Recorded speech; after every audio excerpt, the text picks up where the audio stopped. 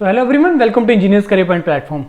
सो आज का मेरा जो वीडियो है ये एक वन ऑफ दी बहुत इंपॉर्टेंट जॉब नोटिफिकेशन से रिलेटेड है, दैट इज DFCCIL। मैं आप लोगों को बहुत ज़्यादा बोलता हूँ कि आप लोग यार अलग अलग एग्जाम देने स्टार्ट करिए अगर आपका एक प्रिपरेशन का लेवल हिट हो गया है। देखो, जैसे मैं पहले भी बोलता हूँ कि इस प्लेटफॉर्म पे ज़्यादातर जो स्टूडेंट्स हैं वो पंजाब, हरियाणा, हिमाचल, जम्मू एंड कश्मीर, चंडीगढ़ रीजन से हैं। आप लोगों में क्या मतलब, जैसे अब मैं बात करूं यूपी का स्टूडेंट बहुत इजीली मूव करने को रेडी होता है कि ठीक है वो हरियाणा में जॉब कर लेगा, पंजाब में कर लेगा, मध्य प्रदेश में कर लेगा, बिहार में कर लेगा। जम्मू कश्मीर के स्टूडेंट के लिए ये चीज एप्लीकेबल नहीं है, बहुत हद तक एप्लीकेबल नहीं है। पंजाब के स्टूडेंट के लिए ये चीज बहुत हद तक एप्लीकेबल नहीं है। हिमाचल के स्टूडेंट के लिए ये चीज बहुत हद तक एप्लीकेबल नहीं है। सिमिलरली फॉर हरियाणा ऑल्सो ये चीज बहुत हद तक एप्लीकेबल नहीं है। अब ट्रबल्स ये होते हैं स्टेट जॉब में, मेरी बातें रिपीट लगेंगी आपको, कि आप लोगों का स्टेट के अंदर अनसर्टेनिटी होता है कि भाई जॉब अब कब आएंगी। हरियाणा में इलेक्शन होके हटे हैं, अब नेक्स्ट जॉब कब आएगा। पंजाब में अब इलेक्शंस आने वाले हैं, ऑब्वियसली जॉब्स आएगा।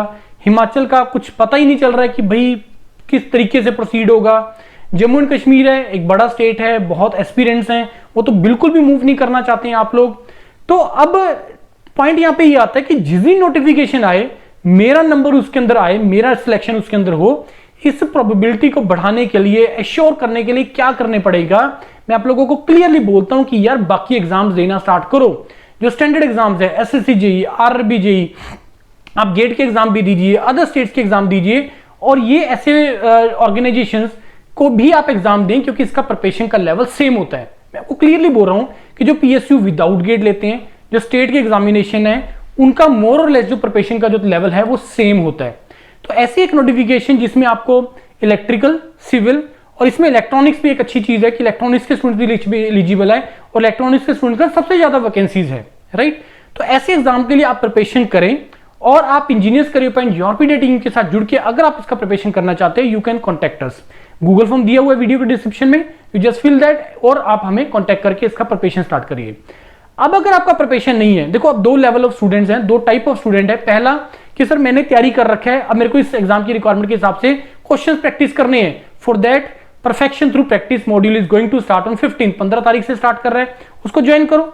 सर मैंने भी बिल्कुल भी प्रिपरेशन नहीं किया है, just join the foundation batch offline आइए, ऑनलाइन आइए, लेकिन एक बार यार 8-10 महीने ढंग से एक बार तैयारी करके अपने आप को प्रिपेयर करो। सोल्जर होता है, एक सोल्जर है, सोल्जर के लिए बॉर्डर पे जाना है और भी बहुत सारी उसके लिए चैलेंजेस होते हैं अपनी जॉब के दौरान। अब लेकिन सोल्जर को डायरेक्टली आप बॉर्डर पे नहीं भेज सकते हैं, उसके लिए उसको ट्रेनिंग होना पड़ता है, और ट्रेनिंग भी ऐसा ट्रेनिंग जो रेगुलर चलता रहता है। एक तो इनिशियल ज्वाइन करने के टाइम पे उसका ट्रेनिंग है जिसको मैं फाउंडेशन बैच की बात कर रहा हूं, और एक रेगुलर ट्रेनिंग जो चलता रहता है that is perfection through the practice की मैं बात कर रहा हूं मैं। तो आपको हम अपने आप को हर टाइम रेडी रखना पड़ेगा for any fight, for any exam के लिए। और जिस दिन आपका मेन एग्जाम आया, आपका कॉन्फिडेंस लेवल इतना ज्यादा हाई है, इतना अच्छा आपने प्रिपरेशन किया हुआ है कि आपको वो एडवांटेज देगा और आपकी अपनी जो मेन जॉब है, अपने जो आप मेन टारगेट की अपनी स्टेट में, उसमें प्रोबेबिलिटी ऑफ सिलेक्शन को बढ़ाएगा, राइट। इन चीजों को ध्यान रखो, बार बार सुन लो जो अभी मैंने चीजें बोली हैं, क्योंकि इतने फ्लो में चीजें बहुत मुश्किल से निकलती हैं। तो इस मेरी चीज को बार बार सुनोगे तो आपको हर बार सुनने में कुछ ना कुछ पता लगेगा, यस सर ये कहना चाह रहे हैं, इसको सुनो बार बार, right. Now come to the notification में आते हैं। ये है आपका dedicated freight corridor corporation of India limited, DFCCIL, government of India, ministry of railways के अंदर आता है। रेलवे का जॉब आपको पता है कि बहुत अच्छा जॉब होता है। अब इसमें जो रिक्वायरमेंट है दैट इज मैं 3 बात करूंगा, एक तो executive civil, executive electrical, executive signal and telecommunication. Executive civil में 36 वैकेंसीज, एग्जीक्यूटिव इलेक्ट्रिकल में 64 वैकेंसीज, एग्जीक्यूटिव सिग्नल टेलीकम्युनिकेशन में 75 वैकेंसीज। ये शॉर्ट नोटिफिकेशन है, इसका डिटेल नोटिफिकेशन अभी आएगा, क्योंकि अब डाउट आएगा कि सर ये एग्जीक्यूटिव लिखा है, पहले टाइप ऑफ जॉब क्या है, इसमें एलिजिबिलिटी क्राइटेरिया क्या होता है। उसके लिए मैं आपको इसका पुराना नोटिफिकेशन ओपन करके मैं आपको दिखा रहा हूं कि किस तरीके का कितना इसका एलिजिबिलिटी क्राइटेरिया होता है। ओपनिंग डेट जो इसकी है 18 जनवरी से इसका फॉर्म्स ओपन होगा और लास्ट डेट 16 फरवरी है, और इसके 3 महीने के बाद एक्सपेक्ट करके चलिए कि आप इसका एग्जाम हो जाएगा। Now come to the notification जिसमें इसका एलिजिबिलिटी से रिलेटेड चीजें मेंशन्ड है कि कौन इसमें एलिजिबल है। ये नोटिफिकेशन 2023 का है, पिछले साल का नोटिफिकेशन है। इसमें हमने जाना है एलिजिबिलिटी पे। Now see here, executive civil 3 year diploma in civil engineering transportation, ये एलिजिबल है। अब आप बोलोगे कि यहाँ पे हायर एजुकेशन तो लिखा नहीं है, नीचे पॉइंट लिखा हुआ है कि BTech is also eligible for that. Similarly for electrical, अब इलेक्ट्रिकल में जब आप अप्लाई कर रहे हो तो electrical also eligible, electronics also eligible, electrical and electronics also eligible, power supply means दो अलाइड ब्रांचेज होती हैं वो भी इसके लिए एलिजिबल है। उसके बाद मैंने जो आपको पॉइंट दिखाना है उसके ऊपर आते हैं जल्दी से। इंफॉर्मेशन टेक्नोलॉजी सिग्नल्स वाला कहाँ है, सिग्नल्स था या नहीं था लास्ट टाइम?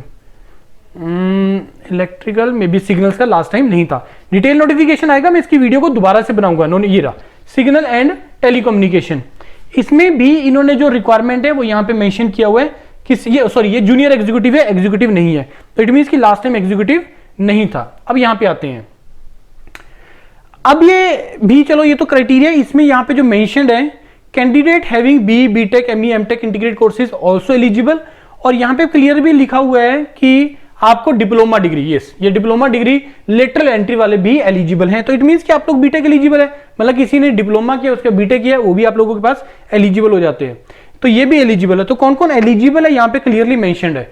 उसके बाद इसका एग्जाम पैटर्न वगैरह क्या रहता है वो सारी चीजें मैं उसका एक सेपरेट वीडियो बना दूंगा मैं, राइट। उसके बाद आपका एज इज रिलैक्सेशन वगैरह ये मैं चीजें ना आपको इंजीनियर्स करियर पॉइंट के टेलीग्राम चैनल पे ये दोनों नोटिफिकेशन डाल दूंगा मैं, पुराना नोटिफिकेशन भी और ये जो शॉर्ट नोटिफिकेशन आया वो भी, क्योंकि आपको बहुत चीजों का रिक्वायरमेंट पड़ता है इसमें कि किसमें सीबीटी होगा नहीं होगा, कैसे होगा, किस स्टेजेस में होगा, कितनी स्टेजेस होती हैं, 2 स्टेजेस में एग्जाम होगा, फर्स्ट स्टेज होगा फिर सेकंड स्टेज होगा, ठीक है जी। नेगेटिव मार्किंग या पे इसको पोस्ट करके देख लीजिएगा, यही क्राइटेरिया जो है आपका एग्जीक्यूटिव की जॉब के लिए रहेगा, राइट। सेकंड स्टेज में जाएंगे 20 times the total number of vacancies, यहाँ पे लिखा हुआ है एग्जीक्यूटिव सिविल में आपको सीबीटी 1 भी है, सीबीटी 2 भी है, उसके बाद डॉक्यूमेंट वेरिफिकेशन और उसके बाद आपका medical test. For electrical also the same criteria, और सिमिलरली सिग्नल एंड टेलीकम्युनिकेशन के लिए भी आपका सेम क्राइटेरिया ही आप लोगों का होगा। तो ऐसी बहुत वैकेंसीज आती हैं, ऐसी बहुत वैकेंसीज आती हैं। अब ऐसी और वैकेंसीज है आई हुई है भारत इलेक्ट्रॉनिक्स लिमिटेड में, बीईएल के अंदर, जिसमें 150 वैकेंसीज मैकेनिकल के हैं और 200 vacancies electronics and communication branch के लिए है। तो you can also apply for that. उसका प्रिपरेशन का लेवल तो और भी ज्यादा कंपेरेटिवली जो है इजी है, लेकिन थोड़े से टॉपिक एक्स्ट्रा हैं उसके अंदर जो आपको पढ़ने हैं। उसके लिए भी मॉड्यूल स्टार्ट हो चुका है योरपीडिया प्लेटफॉर्म के ऊपर, तो उसको भी आप ज्वाइन कर सकते हैं। स्टिल कोई डाउट है, कोई क्वेरी है आपको इन चीजों से related, you can call me और you can fill the Google form which is available in the description of the video. Thank you and all the best.